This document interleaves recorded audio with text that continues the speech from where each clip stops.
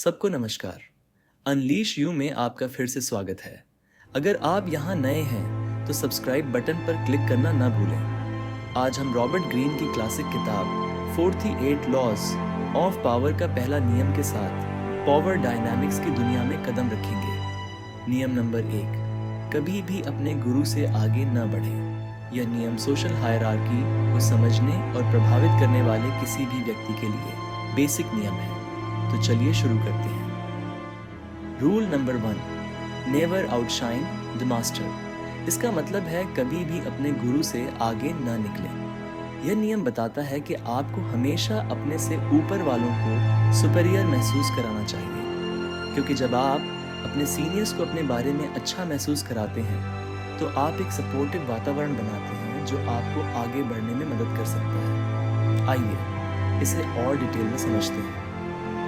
Power को एक hierarchy के रूप में सोचिए, जहां टॉप के लोग अपनी पोजीशन को लेकर इनसिक्योर होते हैं। आपको रिस्क उठाना पड़ेगा। ऐसे इनसिक्योर टॉप के लोगों को डराना पड़ेगा, दूसरे टॉप के लोगों से जेलस कराना पड़ेगा और भड़काने का रिस्क लेना पड़ेगा। ये एक नाजुक संतुलन है जिसे अगर आप समझदारी से मैनेज करें तो आप इससे बहुत फायदा उठा सकते हैं। चलिए अब कुछ उदाहरण देखते हैं जिसमें यह लॉ का इस्तेमाल किया गया है अपने फायदे के लिए। सबसे पहले हमारे पास लियोनार्डो दा विंची हैं। वह एक बहुत समझदार व्यक्ति थे।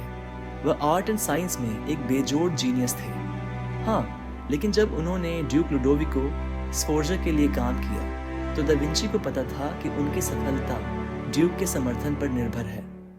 दा विंची ने स्फोर्जा की सुपीरियरिटी को उभारा और उसकी कला की बहुत तारीफ की, जिससे दा विंची की पोजीशन सुरक्षित हो गई और उन्हें कुछ नया इनोवेशन करने के लिए सारे रिसोर्स मिले। एक और उदाहरण लेते हैं फ्रांस के राजा लुई 14वें की, जिन्हें सूरज राजा कहा जाता है। उनके दरबार में एक खतरनाक जगह थी। वहाँ कई लोग थे जो उनका राज हासिल करने के सपने देखते थे।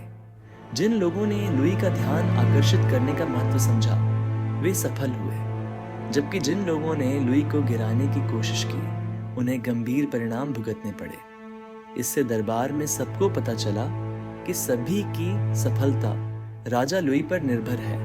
पर अब सवाल यह है कि प्राचीन ज्ञान को हम अपनी आज की जिंदगी में कैसे लागू करें। आज के समय में अपने करियर में सफल होने के लिए इस कानून को समझना बहुत जरूरी है। समझिए, आप अपने बॉस के अंडर काम कर रहे हैं तो आपको अपने बॉस का विजन और योगदान समझना बेहद ज़रूरी है। जब आप अपने बॉस की उपलब्धियों पर रोशनी डालेंगे और उन्हें और चमकाएंगे तो आप अपने बॉस के साथ अच्छे रिश्ते बनाएंगे और आपको अपने ऑफिस में अच्छी पोजीशन मिलने के मौके और बढ़ जाएंगे। आइए इस पर एक उदाहरण देखते हैं। कल्पना करें कि आपने एक सफल प्रोजेक्ट पूरा किया है। सभी श्रेय लेने के बजाय इसे एक टीम की उपलब्धि के रूप में प्रस्तुत करें, जिसमें आपके बॉस की नेतृत्व क्षमता को भी उजागर करें। यह तरीका वफादारी को बढ़ावा देता है और भविष्य में आपके लिए नए अवसर खोल सकता है। अब हम कुछ सामान्य गलतफहमियों पर बात करते हैं। कई लोग सोचते हैं कि यह नियम धोखा देने को कहता है, लेकिन असल में ये इमोशनल समझ के बारे में है।